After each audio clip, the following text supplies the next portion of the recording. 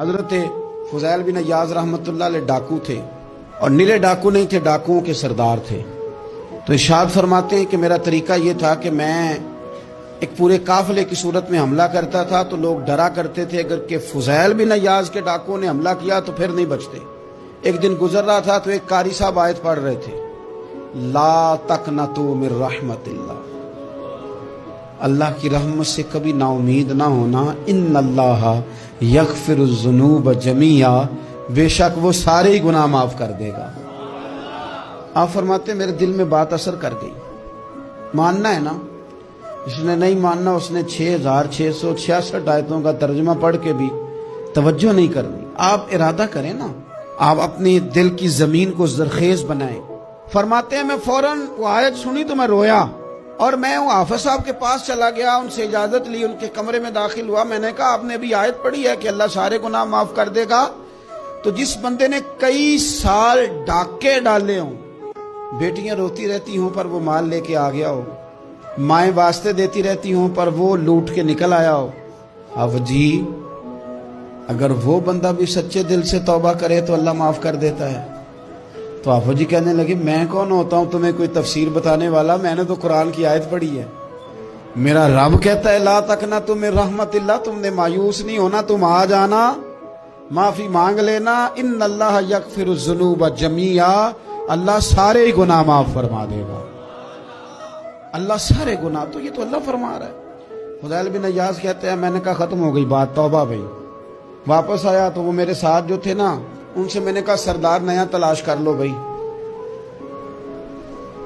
اب ارادے بدل گئے، پروگرام کچھ اور ہو گیا، اب تو لوگ ہمیں تانے دیں گے، اب تو لوگ باتیں کریں گے کہ اوتھے کی لین جانا ہے۔ فضیل بن عیاض کہنے لگے بس بھائی توبہ کرنی، اب تم کوئی اور سردار تلاش کر لو، اور اوپر سے نہیں کہا، توبہ کی تقریریں نہیں کی، دوسروں کو میسج نہیں بھیجے، اور لیکچر نہیں جھاڑے، رو کے کہا، درد سے کہا، دل سے کہا۔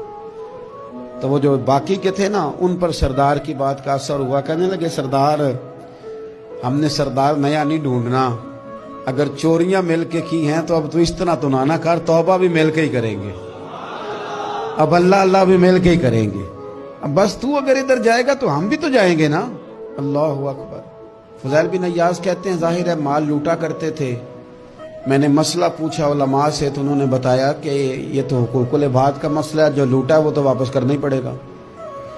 اب میں نے وہ پیسے جمع کیے، اب سارے تو میرے پاس تھے نہیں، جتنے میں دے سکتا تھا دیے، جو کھا چکا تھا وہ رہ گئے، ایک یہودی کے پیسے رہ گئے، اس کے گھر چلا گیا، میں نے جا کے اسے کہا میاں میں نے کر لیا توبہ، اور میں وہ فضیل بن عیاض ڈاکو ہوں جس کے تیرے گھر سے اتنا مال لوٹا تھا، میرے پاس پیسے کوئی نہیں، وہ پیسے لگ گئے، اب تو اس طرح کر مجھے معاف کر دے۔ وہ کہنے لگا نا جناب، یہ بھی کبھی کبھی ہوتا ہے، لوگ نا شرافت کو بزدلی سمجھ لیتے ہیں۔ فضیل بن عیاض سے کہنے لگا میں تو پیسے لوں گا، ایسے تو نہیں معاف کرتا۔ آپ فرمانے لگے پیسے تو کوئی نہیں، یہ سچی توبہ ہے۔ وہ کہنے لگا پھر اس طرح کرو میری اونٹوں کو چارہ ڈالو، پیسے پورے ہوئے تو چلے جانا۔ کل ڈاکو تھے، ابھی وہ تلوار چلانی آتی ہے، نیزہ چلانا آتا ہے، ڈٹنا آتا ہے، اعصاب مضبوط ہیں، مسئلہ کوئی نہیں، لیکن توبہ سچی کی ہے نا، یہ سچی توبہ والے لوگوں کا طریقہ ہے۔ اس سے کہہ سکتے تھے کہ جا جتھو لب دینی لے لے، تجھے کہا معاف کر دے، تو تیار ہی نہیں ماننے کو۔ حضرت فضیل بن عیاض کہنے لگے اگر اونٹوں کو چارہ ڈالنے سے تو معافی دیتا ہے نا تو میں تیرے اونٹوں کو چارہ ڈالنے کو بھی تیار ہوں۔ کیوں کہ راضی اللہ کو کرنا ہے، اپنے ضمیر سے بوجھ اتارنا ہے، بندوں کے سامنے سرخرو نہیں ہونا، اللہ کے حضور ہونا ہے۔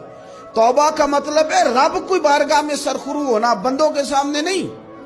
حضرت فضیل بن عیاض سے کہنے لگے ڈالیں گے تیرے اونٹوں کو چارہ، کیوں نہیں ڈالنا؟